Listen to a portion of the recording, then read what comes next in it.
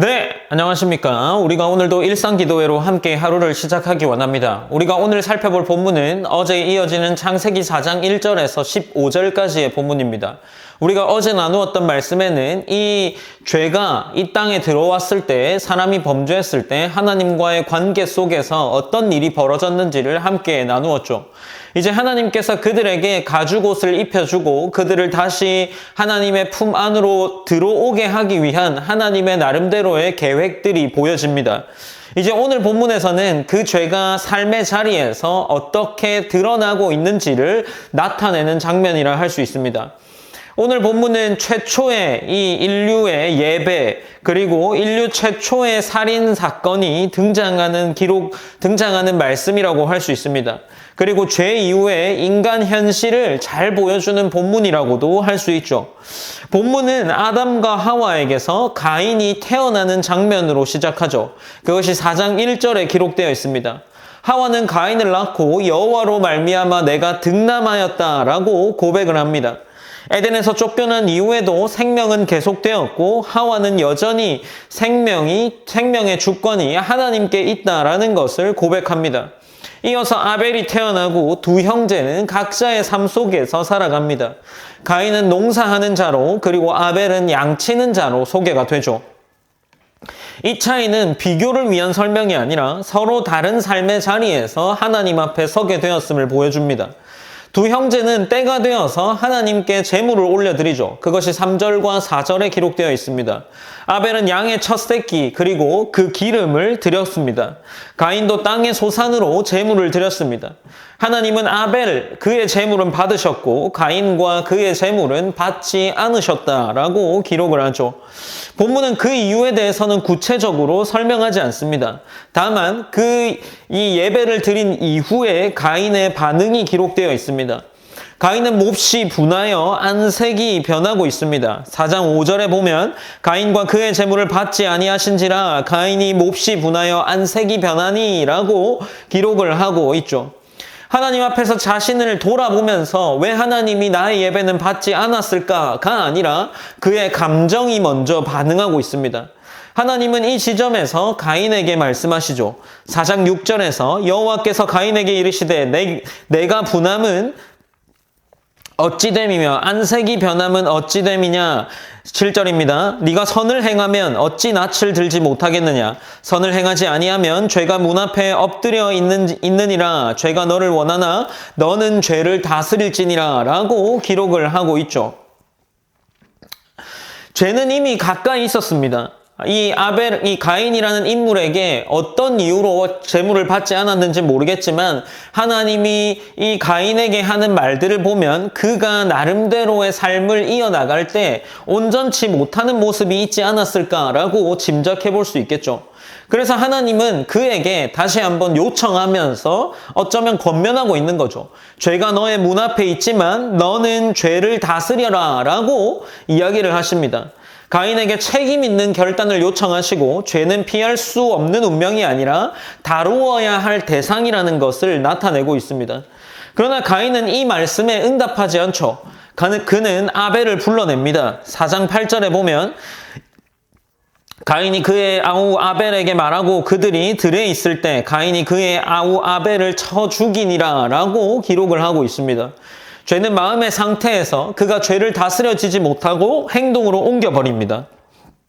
그 행동은 삶을 혹은 생명을 해치는 방향으로 나타나죠. 하나님은 다시 가인에게 질문하십니다. 내 아우 아벨이 어디 있느냐? 이 질문은 창세기 3장에서 하나님이 아담에게 했던 질문과 같은 결을 보여주고 있는 거죠. 하나님이 상황을 모르셔서 묻는 것이 아니라 관계의 자리에 가인을 세우기 위해서 다시금 부르고 계시는 거죠.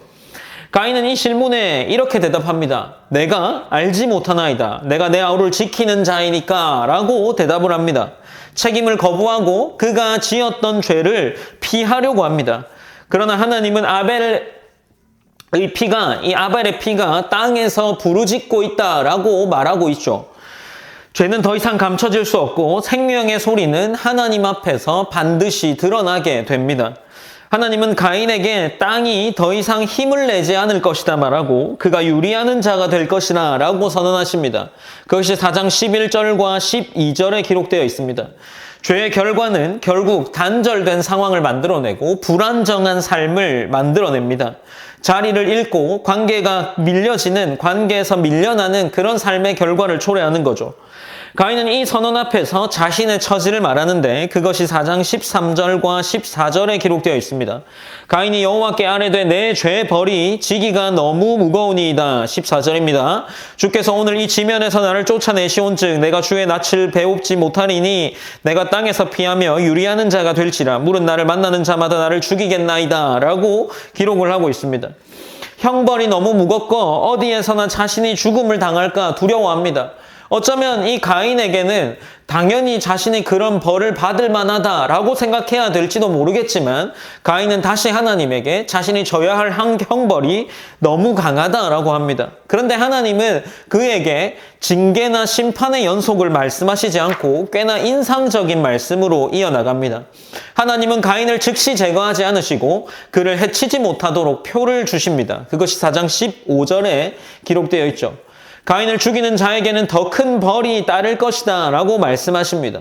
죄는 분명히 다르시되 생명은 하나님께서 끝까지 붙으시겠다라는 거죠.